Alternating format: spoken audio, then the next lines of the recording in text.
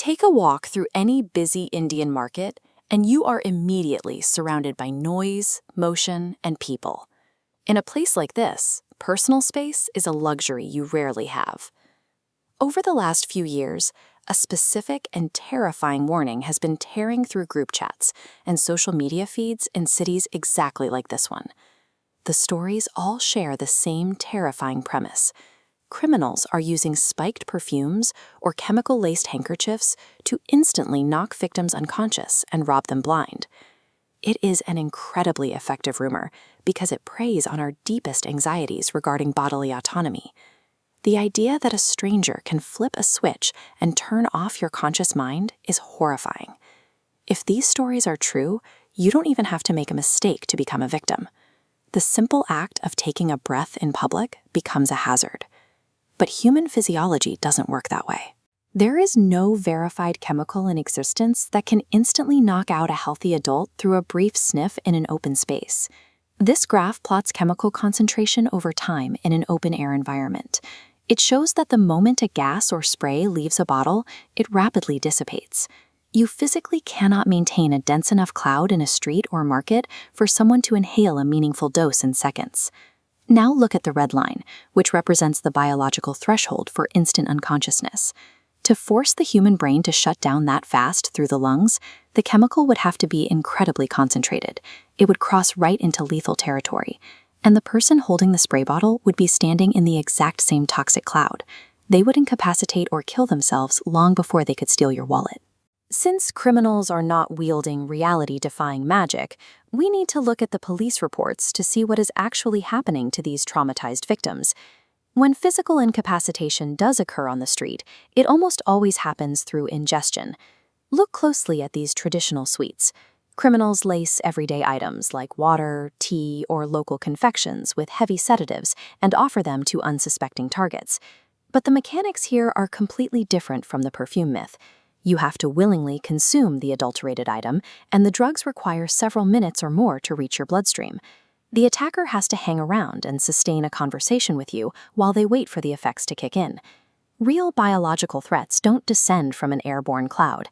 They arrive as a Trojan horse, carefully disguised as local hospitality.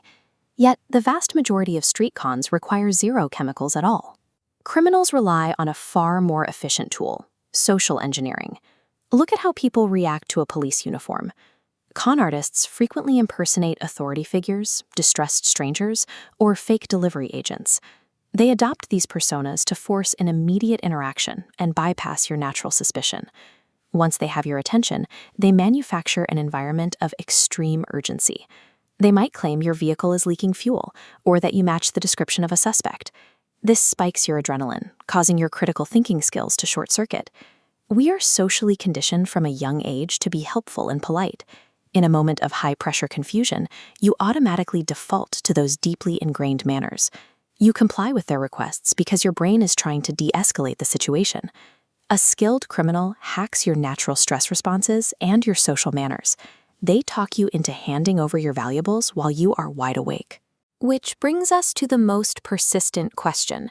If no one is using chemical sprays, why do victims genuinely swear to the police that they smelled a strange perfume right before the robbery? Think about the physical condition of a victim immediately following a high-stress con. They are often standing in the heat, exhausted, dehydrated, and experiencing an adrenaline crash. That exact combination of factors causes severe dizziness and confusion. Hours later, the victim realizes they handed their jewelry to a complete stranger. The human brain hates an unexplained logical gap. It desperately searches for an external reason to explain why it failed to recognize the danger and fight back. So the traumatized brain fills in the blanks. It borrows elements from movie scenes and terrifying WhatsApp warnings to rewrite the memory. A faint scent of cheap cologne from the street becomes the weapon that caused the dizziness. The perfume scam is a psychological alibi. It is a fabricated memory created by the brain to process the shame and confusion of being manipulated. When we fixate on imaginary movie villain threats, we become completely blind to the mundane warning signs happening right in front of us. Your first and most effective defense mechanism is distance. If a stranger breaches your personal space uninvited, step back immediately. Force them to close the gap again if they want to talk. Second, break the social script. If an interaction feels strange, drop the polite act. Say no firmly and walk toward a crowd. Your unease is an evolutionary survival instinct gathering information. Listen to it. Finally, raise your baseline vigilance in transition zones. Empty parking areas, isolated bus stops, and early morning streets are the precise environments where criminals isolate targets to run their confidence tricks. Street criminals rely on a public that is easily confused and perpetually terrified. By understanding the hard facts of how these cons actually work, you remove their advantage. Awareness beats fear, every time.